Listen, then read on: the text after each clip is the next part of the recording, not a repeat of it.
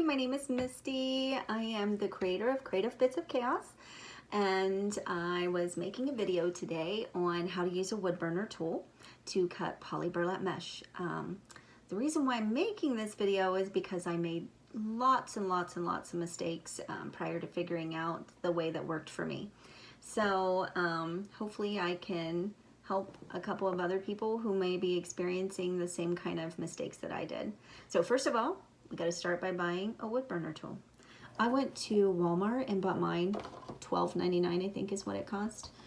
This is what it looks like. Wood burner tool is the package. As you can see, it gets to 750 degrees. So you need to be very careful. I usually keep my craft door shut because I don't want any children coming in and grabbing my wood burner tool.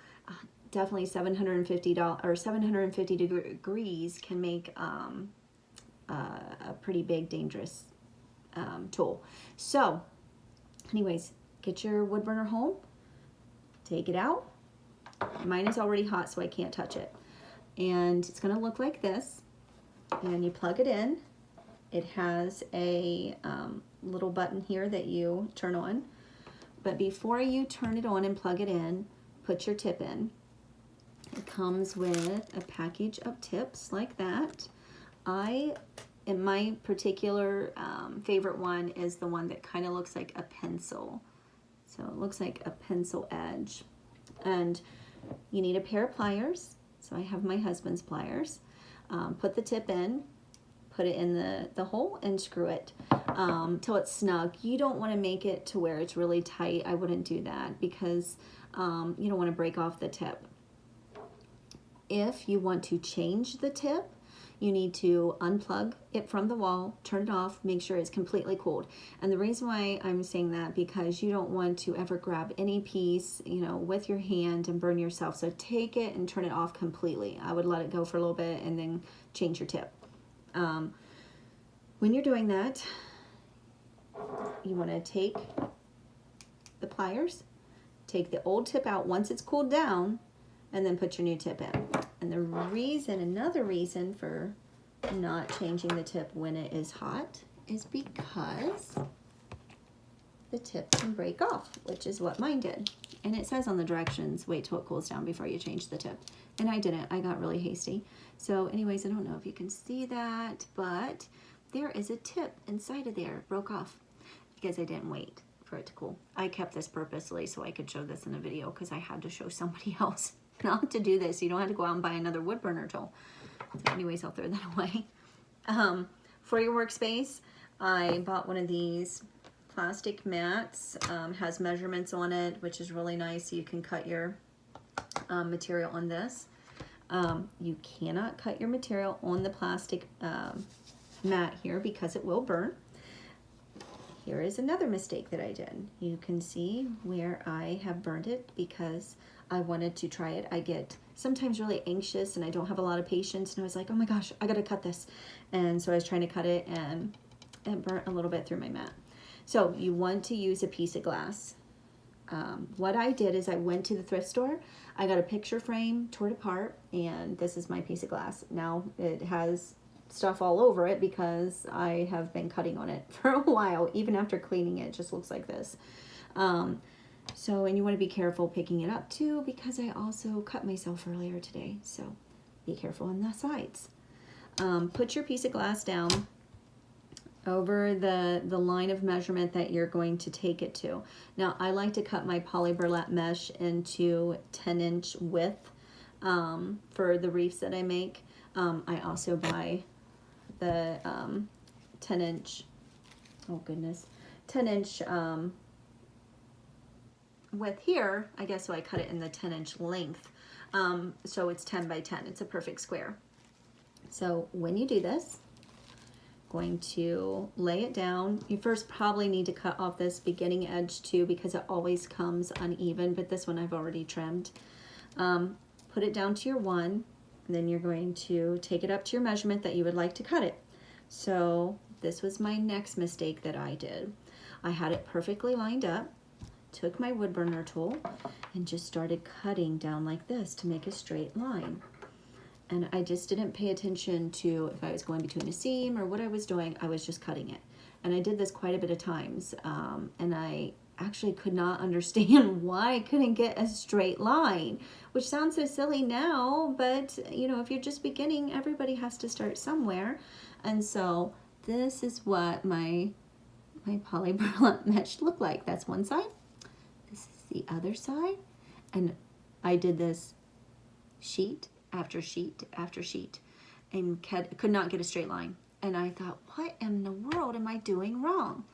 And I was sitting there looking at it and realized that there was these little seams. And I thought, oh, wonder if I cut between the seams. So see, it's a mesh. Wonder if I cut between the seams, can that keep it straight? Because if you're going to use this on a wreath as a petal, you don't want that type of end showing. Nobody wants that on their door. So I thought, I'm going to try cutting between the seams. There has to be a way. These ladies' wreaths that I look at are just absolutely gorgeous. How did they do that? Their edges look like they were, you know, sewn like that. So this is what I'm going to do. So I put the edge right there at the one, and then I decided that I was going to cut between those seams. So just as close as you can to whatever line of measurement you were going to use. So remember, I wanted to use 10, and so I'm going to go a little to the right of the 10 because that's where the first opening starts. And here I will show what that looks like. Okay, so do you see those little edges right there? So I'm right there, started right there in the middle of a seam, and I'm just going to cut it, not go over that seam at all. So here we go. But in just a second, just going to keep going.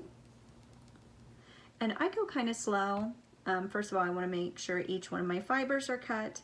Secondly, I don't want to burn myself because obviously I'm kind of accident prone with the finger.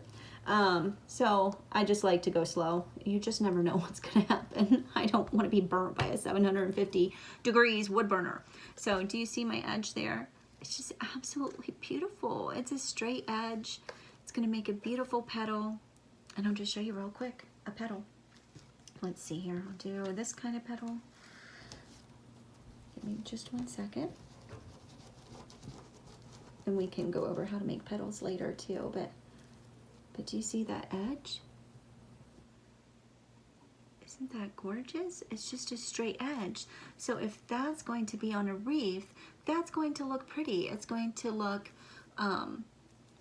you know, just very sharp, clean edges, very nice. And also the wood burner tool is going to prevent this from fraying as much as it would if you wouldn't use it. Now, that's not going to say it's not going to ever fray because that's just impossible. But it is going to cut down on the amount of fraying that you would see if you would use just like a rotary cutter, which the rotary cutter is like this. It's just a blade that fits in there. And it also sheds so bad when you use a rotary cutter.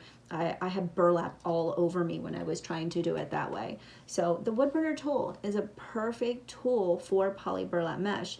There's just some safety things to adhere to. And just some ways to cut it that can make your job a lot easier and cut down on your waste.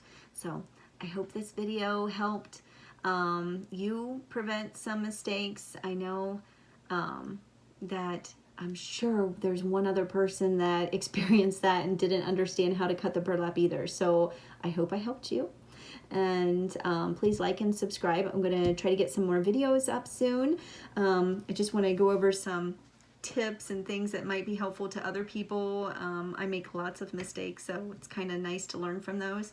And then too, I'm hoping to make some crafts too, especially wreaths. Wreaths are my favorite. So stay tuned. Thanks. Bye.